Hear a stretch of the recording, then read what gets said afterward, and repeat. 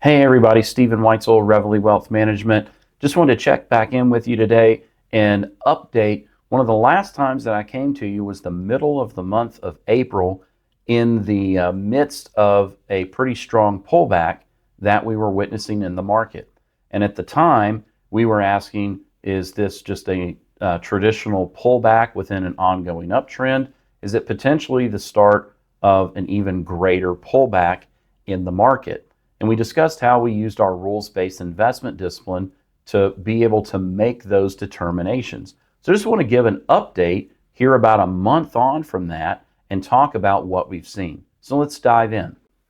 So we're going to begin looking at the cap-weighted S&P 500 index. And so from the highs that we saw in March, the decline that we had in April, and the last time I came to you, I believe it was on the 19th of April, of last month, was really in the depths of that pullback. But notice that that pullback had really come and challenged the uptrend line that the market had been on in a new uptrend since the fourth quarter of last year. And it bounced exactly where it needed to in order to keep this uptrend intact.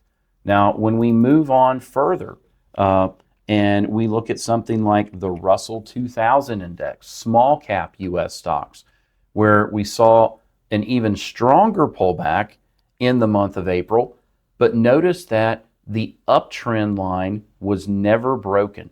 And so this type of volatility, when we experience it, it's not necessarily comfortable, but our rules-based investment discipline helps to keep in context the nature of the primary trend and helps us to know if we need to be retaining the investments that we have, if this is a market that we still need to hold and sit on our hands, or do we need to be making changes to our investments? Notice that that uptrend line was challenged but never violated, and we've got almost new highs in the Russell 2000 index here, almost new 52-week highs. Lastly, I want to turn to a couple of areas where we're starting to see some real relative strength, and that's in international markets. So we're going to look at the MSCI EFA Index ETF, and so this area of the market, it too experienced a pullback in the month of April, as U.S. stocks did. Not quite as deep as what we saw within U.S. markets, maybe only down about 40% of the decline we saw within U.S. equities. If the S&P was down about 5% last month, the international markets were maybe down around 2%. But notice that that uptrend line was never violated and that we eclipsed the March highs sooner within international markets than we did within the U.S. markets. The S&P 500 has just recently gotten there. But where we see this relative strength is even more prominent in the emerging market space. So had a pullback within this ongoing uptrend that's been in place since the fourth quarter of last year. But notice how quickly the emerging market asset category put in new 52-week highs above those former highs in March.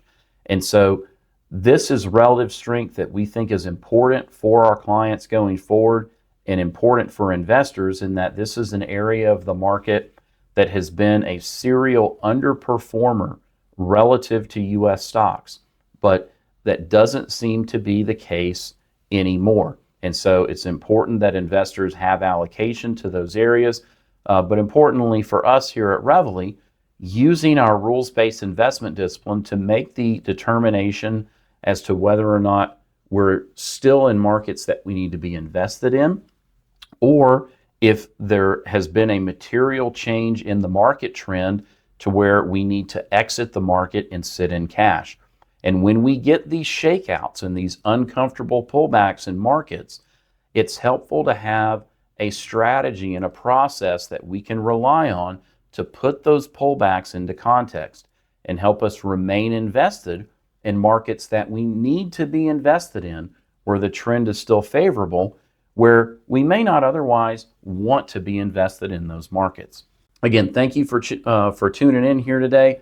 Hope this recap has been helpful for you. We'll look forward to checking in with you here in a few weeks to tell you about how this bull market is continuing to run. Take care, and we'll talk to you again soon.